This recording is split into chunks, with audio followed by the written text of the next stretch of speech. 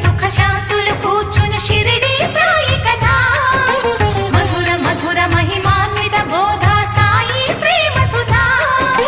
పారాయణతో సకల జనులకి భారాలను తొలగించే గాథ పారాయణతో సకల జనులకి భారాలను తొలగించే గాథ సిరులను సగి సుఖ శాంతులు కూర్చును షిరిడి సాయి కథ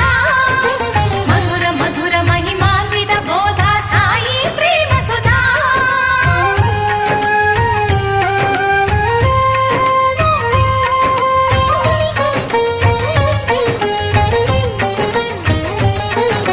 షిరిడి గ్రామంలో ఒక బాలుని రూపంలో వేప చెట్టు కింద వేదాంతిగా కనిపించాడు తన వెలుగును ప్రసరించాడు పగలూరే ధ్యానం పరమాత్మునిలో లీనం పగలూరే ధ్యానం పరమాత్ముని